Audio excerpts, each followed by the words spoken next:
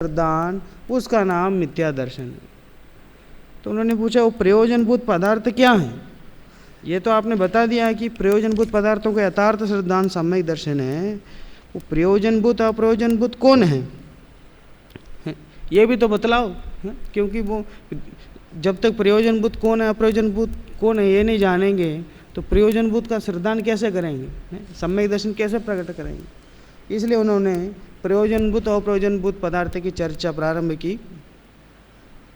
उसमें शुरुआत के 2 पैराग्राफ पढ़ चुके हैं, उसके नीचे पढ़ते हैं पेज नंबर 78।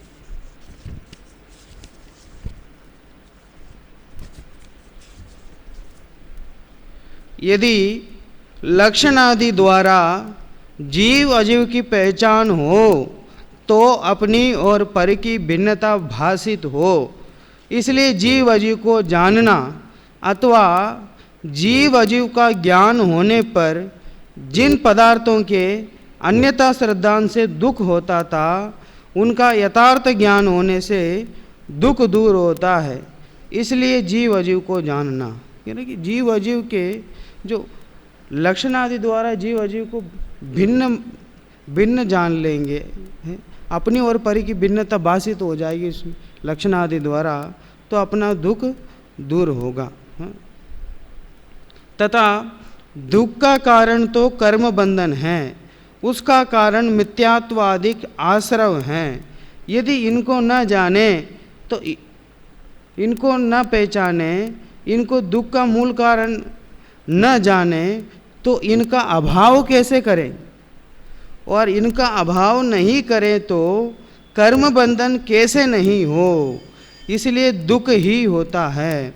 अथवा मिथ्यात्वादिक भाव हैं सो दुखमय हैं।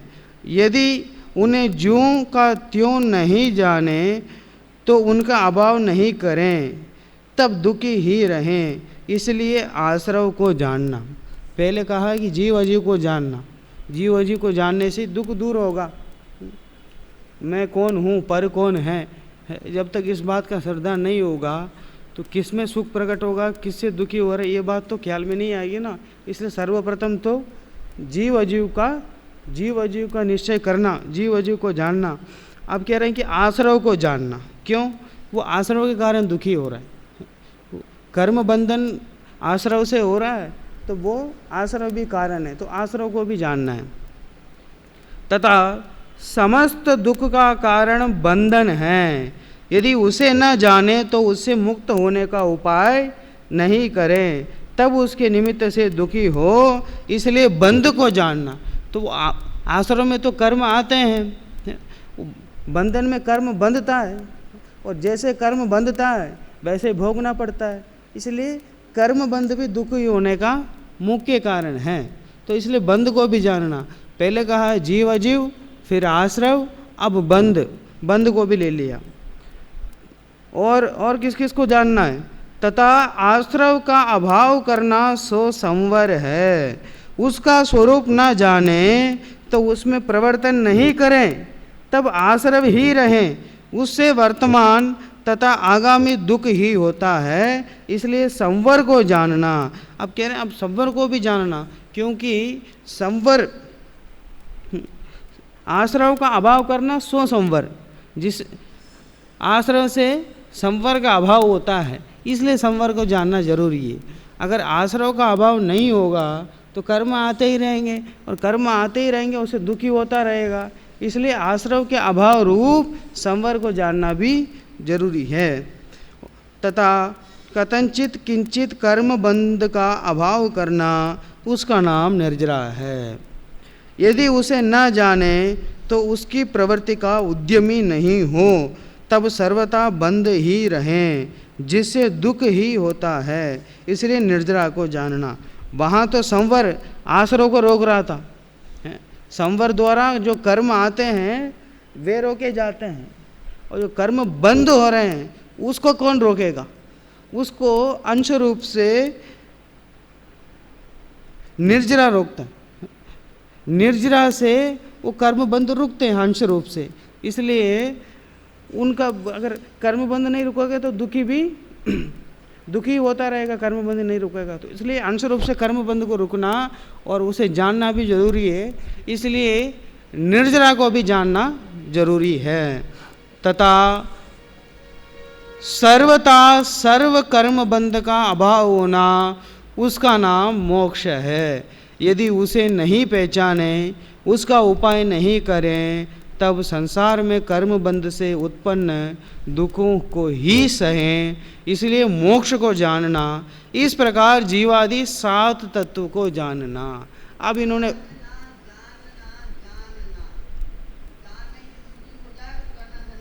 अब वो श्रद्धान की बात चल रही ना, यहाँ वो केवल जानना नहीं है, जान करके श्रद्धान करना है। वो नीचे वही बात कह रहे हैं। तोड़रमल जी को लगा होगा कि जब ये पंक्तियाँ पढ़ेंगी तो मम्मी के मन में प्रश्न आएगा। उन्होंने अगली पंक्ति में यही उत्तर लिखा है, तथा शास्त्रादि द्वारा कदाचित उन्हें जाने, परंतु ऐसा ही है, ऐसी प्रतीति न आए तो जानने से क्या हो। वही बात वो कह रहे, शास्त्रादि द्वारा कदाचित उन्हें जानते भी हैं। 7 तत्व होते हैं, 7 तत्व, वो कितने ही बच्चे सब जो 7 तत्वों की पाठ पढ़ाते हैं हम लोग, जो प्रचार आदि करते हैं, वो सब बराबर रट लेते हैं, समझ लेते हैं उनको जो हम पढ़ाते हैं।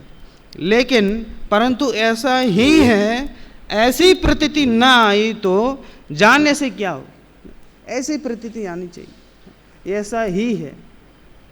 इसलिए उनका श्रद्धान करना कार्यकारी है। ऐसे जीवादि तत्वों का सत्य श्रद्धान करने पर ही दुख होने का अभाव रूप प्रयोजन की सिद्धि होती है। इसलिए जीवादिक पदार्थ हैं, वे ही प्रयोजनभूत मानना। तो जीवादिक जो 7 तत्व हैं वे ही प्रयोजनभूत हैं। तो प्रयोजन अप्रयोजनभूत, पहले तो उन्होंने कहा जान करके श्रद्धान करने से सामयिक दर्शन होता है। तो किस किस को जानते रहे हम हैं? तो कह रहे हैं सबको जानने की जरूरत नहीं है, प्रयोजनभूत और अप्रयोजनभूत उतना ही जानना है। वो जो उतने जाने से काम चल जाए तो बताओ तो सही, प्रयोजनभूत क्या अप्रयोजनभूत है। जो प्रयोजनभूत है वो जीवादि जो 7 तत्व हैं, 7 तत्व हैं, वे प्रयोजनभूत हैं। उनके जानने से अपने श्रद्धान का बिगाड़ सुधार है। अन्य जो हैं जैसे हैं वैसे हैं, उन्हें जैसे हैं वैसे जानो, अन्यथा जानो या कुछ कम कुछ ज़्यादा जानो, कोई फर्क नहीं पड़ता। वो तो सेवशम की जैसी अवस्था है उतना ही जानेगा।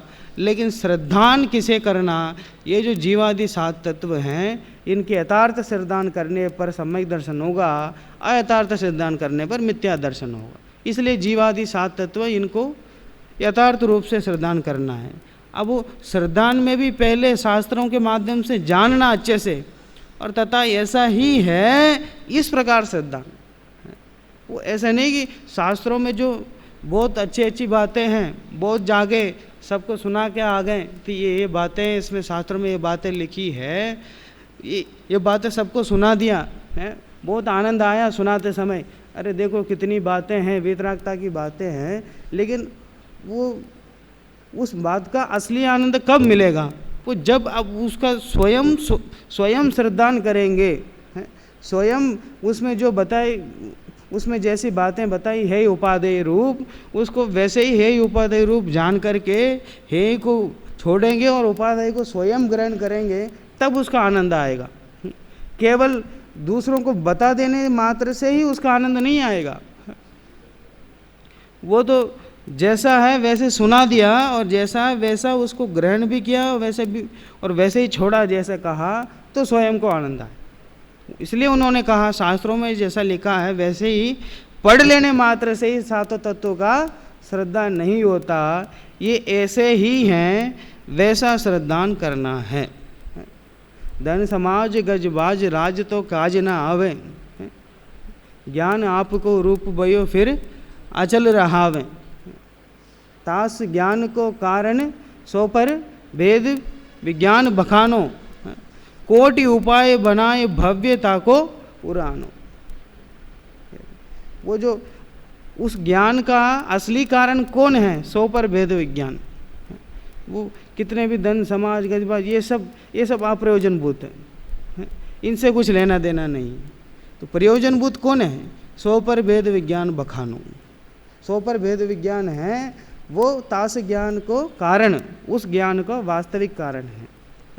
इसलिए कोटि उपाय बनाए भव्य ताको उड़ान, कितने ही मतलब करोड़ों उपाय करके भी भव्य उसको धारण करो, ऐसा कह रहे हैं सो पर भेद विज्ञान को। तथा इनके विशेष भेद पुण्य पापादि रूप हैं, उनका भी श्रद्धान प्रयोजन भूत है। अब वो सातों तत्व कहीं कहीं नव पदार्थ की भी चर्चा करते हैं पुण्य पाप को जोड़ करके, कह रहे वे भी प्रयोजन भूत हैं, वे भी प्रयोजन भूत हैं, क्योंकि सामान्य से विशेष बलवान हैं। इस प्रकार ये पदार्थ तो प्रयोजन भूत हैं, इसलिए इनका यथार्थ श्रद्धान करने पर तो दुख नहीं होता, सुख होता है, और इनका यथार्थ श्रद्धान किए बिना दुख होता है, सुख नहीं होता। सुख दुख का डायरेक्ट कनेक्शन इनसे है। ये जीवादिक जो 7 तत्व हैं, पुण्य पापादि जो इनके विशेष हैं, इनके श्रद्धान, यथार्थ श्रद्धान और अयथार्थ श्रद्धान से सुख दुख का कनेक्शन है। तथा इनके अतिरिक्त अन्य पदार्थ हैं वे अप्रयोजन भूत हैं, क्योंकि उनका यथार्थ श्रद्धान करो या मत करो, उनका श्रद्धान कुछ सुख दुख का कारण नहीं है। इनके अलावा जो भी हैं वे सब अप्रयोजन भूत हैं, उनका यथार्थ श्रद्धान करो या मत करो, कुछ सुख दुख का कारण नहीं बनते हैं। यहाँ प्रश्न उठता है, पहले जीव अजीव पदार्थ कहे, उनमें तो सभी पदार्थ आ गए, उनके सिवा अन्य पदार्थ कौन रहे जिन्हें अप्रयोजन भूत कहा है? उन्होंने कहा अब वो जीव अजीव कह दिया, उसमें तो जगत के समस्त पदार्थ आ गए ना, सारे द्रव्य आ गए हैं। अब कौन रह गया उसमें जिन्हें अप्रयोजन भूत कहो आप? जीव में जीव द्रव्य, अजीव में सारे द्रव्य, बाकी के सारे पदार्थ सारे द्रव्य उसमें आ गए। जीव अजीव में सब मतलब पूरे विश्व के समस्त द्रव्य उसमें सम्मिलित हो गए। अब कौन रह गया जिन्हें अप्रयोजन भूत कहना चाहते हो आप? आपने कहा कि प्रयोजन भूत जीव अजीव आदि जो पदार्थ है, तत्व वे हैं, बाकी सब अप्रयोजन भूत है। तो ऐसा कौन रह गया? जीव अजीव में तो सब सम्मिलित हो गए। तो कह रहे हैं पदार्थ तो सब जीव अजीव में गर्भित हैं, परंतु उन जीव अजीवों के विशेष बहुत है। उनमें से जिन विशेषों सहित जीव अजीव का यथार्थ श्रद्धान करने से सो पर का श्रद्धान हो, रागादिक दूर करने का श्रद्धान हो, उनसे सुख उत्पन्न हो, तथा आयतार्थ श्रद्धान करने से सो पर का श्रद्धान नहीं हो, रागादिक दूर करने का श्रद्धान नहीं हो, इसलिए दुख उत्पन्न हो, उन विशेषों सहित जीव अजीव पदार्थ तो प्रयोजन भूत जानना। उनके भी ऐसे अनेक विशेष हैं। वो तो कहते ना, वो जीव द्रव्य और जीव तत्व में क्या अंतर है? वो तो जीव द्रव्य है, वो तो जीव द्रव्य में सारे जीव द्रव्य आएंगे, लेकिन जीव तत्व में मैं जो जीव हूँ, मैं ज्ञान तत्व हूँ, मैं आऊँगा अकेला जीव तत्व में।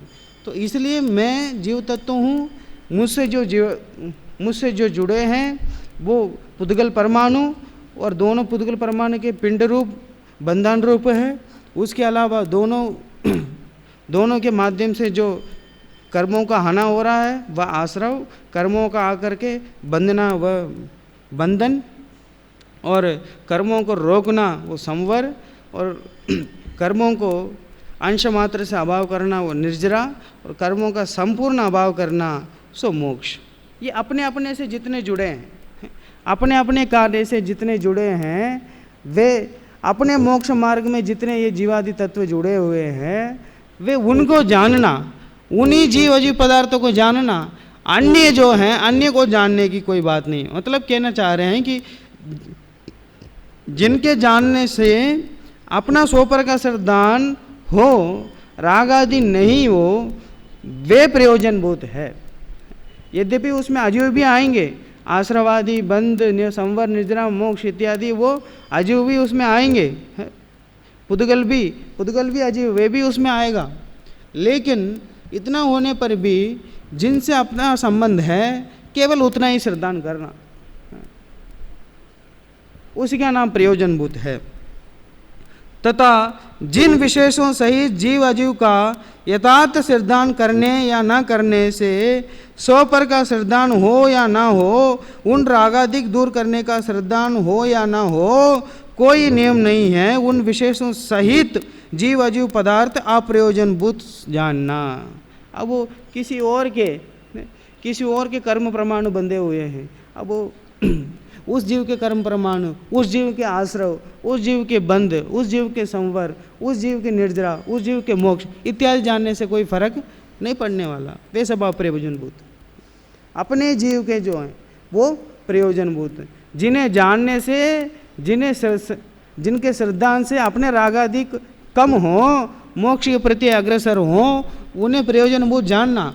और जिनके जानने से, जिनके नहीं जानने से, जिनके श्रद्धान से, जिनके नहीं श्रद्धान से मोक्ष आदि का कोई प्रयोजन नहीं हो, राग आदि कम नहीं हो, वे सब अप्रयोजनभूत हैं। ये कहना चाह रहे हैं सीधा। जैसे जीव और शरीर का चैतन्य मूर्तत्व आदि विशेषों से श्रद्धान करना तो प्रयोजनभूत है, और मनुष्य आदि पर्यायों का तथा घटपटादिक अवस्था आकार आदि विशेष से श्रद्धान करना अप्रयोजनभूत है। इसी प्रकार अन्य जानना। कह रहे हैं कि जीव और शरीर, जीव चैतन्य है, शरीर मूर्तत्व वाला लक्षण वाला है, ऐसा जानना तो प्रयोजनभूत है।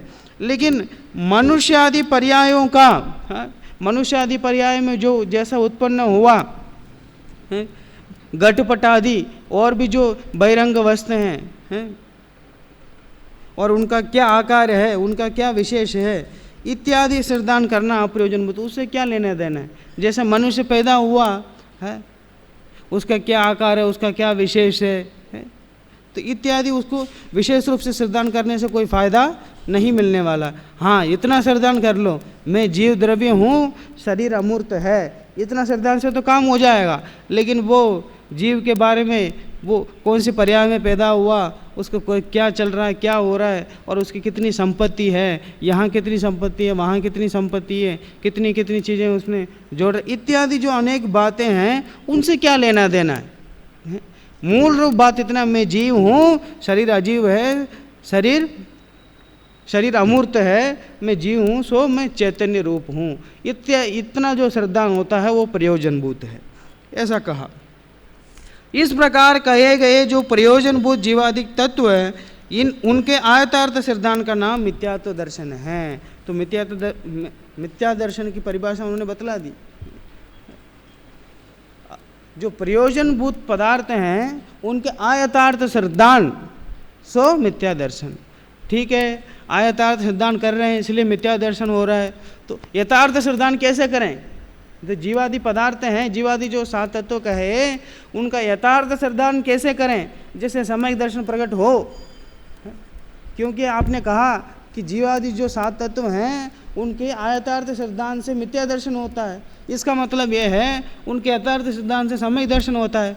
तो उनके यथार्थ श्रद्धान कैसे करें, तो वो बता रहे हैं कि ये जो जीवादि तत्व संबंधित जो आयतार्थ श्रद्धान करता है जीव, वो किस प्रकार करता है, उसकी प्रवृत्ति कैसे होती है, ये जान करके फिर यथार्थ श्रद्धान करना, इस उद्देश्य से वे लिख रहे हैं मिथ्या दर्शन की प्रवृत्ति कैसी होती है। अब संसारी जीवों के मिथ्या दर्शन की प्रवृत्ति कैसी पाई जाती है, सो कहते हैं यहाँ वर्णन तो श्रद्धान करना है, परंतु जानेगा तो श्रद्धान करेगा, इसलिए जानने की मुख्यता से वर्णन करते हैं। प्रथम यहाँ तो दर्शन शब्द का अर्थ तो श्रद्धान ही है, और मिथ्या दर्शन के माध्यम से आयतार्थ श्रद्धान ही होता है। लेकिन जब जानेगा तभी तो श्रद्धान करेगा, इसलिए जानने की मुख्यता से वर्णन करते हैं। सर्वप्रथम जीव अजीव तत्व संबंधी आयतार्थ श्रद्धान है, उसका वर्णन करते हैं। अनादिकाल से जीव है, वह कर्म के निमित्त से अनेक पर्याय धारण करता है। वहाँ पूर्व पर्याय को छोड़ता है, नवीन पर्याय धारण करता है, तथा वह पर्याय एक तो स्वयं आत्मा और अनंत पुद्गल परमाणुमय शरीर, उनसे एक पिंड बंधान रूप है। कह रहे हैं कि अनादिकाल से यह जीव है, वह कर्म के निमित्त से अनेक पर्याय धारण करता है। आयु कर्म पूरी होती तो दूसरी पर्याय मिलती, फिर वहाँ पे आयु कर्म पूरी होती तो दूसरी पर्याय। इस तरह जैसे आयु पूरी होते होते नए नए शरीर को धारण करता जाता है। वहाँ क्या करता है, पूर्व पर्याय को तो छोड़ता है, ऐसे नहीं कि एक ही शरीर के साथ चल रहा हो अनादिकाल से, पूर्व पर्याय को छोड़ता है। पूर्व पर्याय में जिस शरीर में था उस शरीर को छोड़ करके नए शरीर को धारण करता है, नवीन पर्याय धारण करता है। तो वहाँ तो वह पर्याय तो स्वयं एक आत्मा है। उस पर्याय में कौन कौन है, एक स्वयं आत्मा है, एक अनंत पुद्गल परमाणुमय शरीर, और उनसे एक पिंड बंधान रूप है। कह रहे हैं कि साथ में अनंत पुद्गल परमाणु रूप परमाणुमय शरीर साथ में है और एक आत्मा है प्रत्येक पर्याय में। तो आत्मा तो बदलता नहीं, वो तो अनादि से एक जैसे चला आ रहा है, लेकिन साथ में जो शरीर है ये बदलते हैं, ये नए ग्रहण किए जाते हैं और पुराने छोड़ दिए जाते हैं। लेकिन दिक्कत क्या है, ये दोनों एक पिंड बंधान रूप है, आत्मा और शरीर दोनों एक पिंड बंधान रूप है, एक ही है, मतलब एक ही जैसा लगता है। तथा जीव को उस पर्याय में यह मैं हूँ ऐसी अहम बुद्धि होती है।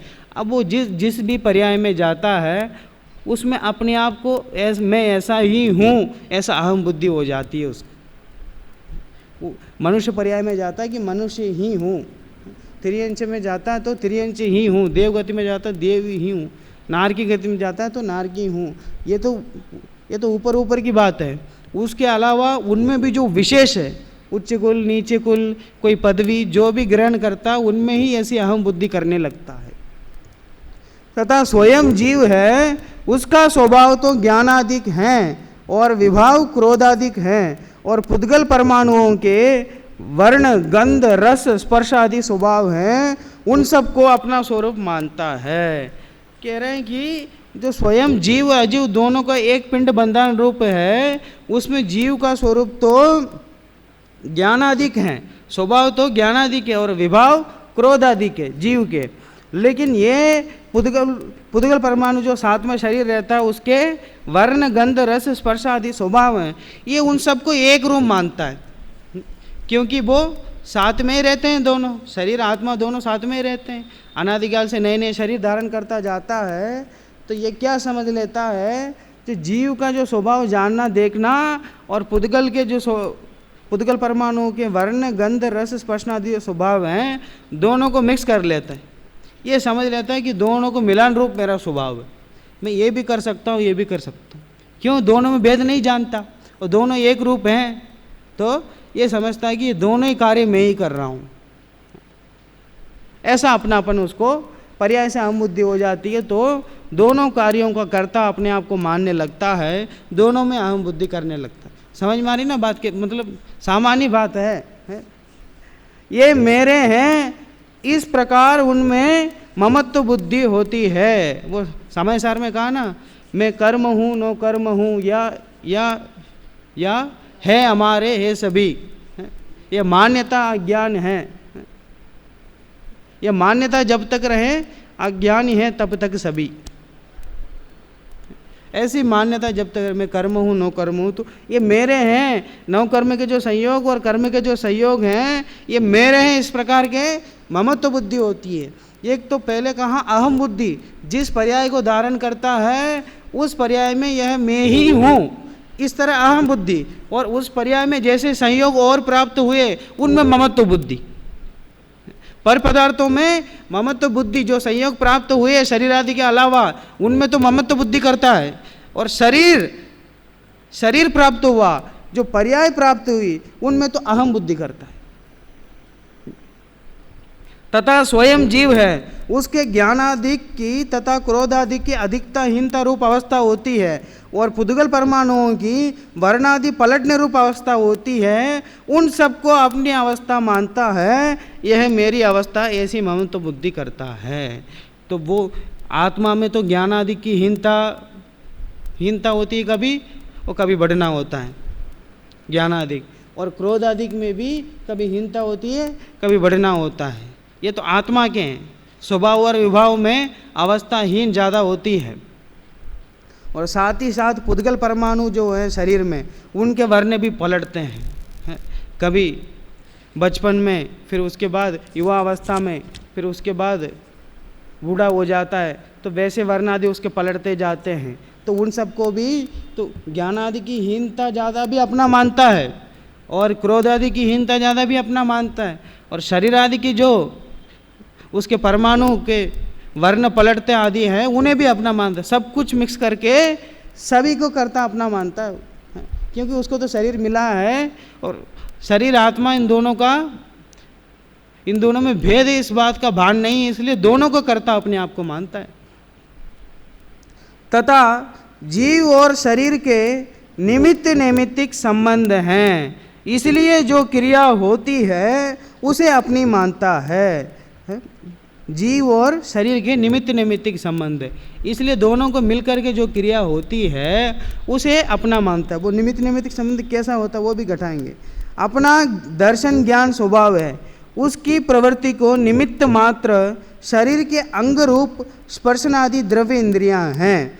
यह उन्हें एक मानकर ऐसा मानता है कि हाथ आदि से मैंने स्पर्श किया, जीभ से स्वाद लिया, नासिका से सूंघा, नेत्र से देखा, कानों से सुना, मनोवर्गना रूप 8 पंखुड़ियों के फूले कमल के आकार का हृदय स्थान में द्रव्य मन है।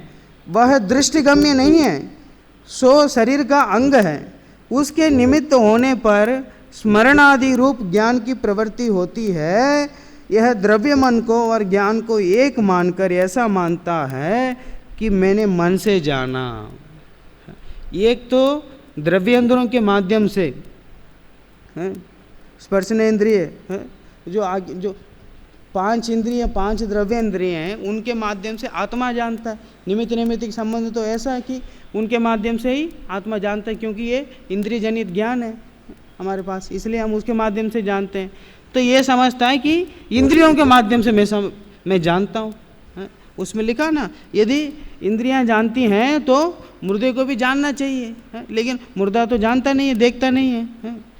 लेकिन इसका मतलब क्या है? वो आत्मा जानता है। आत्मा का जो प्रकट उपयोग रूप है उसको जानने में द्रव्येंद्रियां सहायक होती हैं।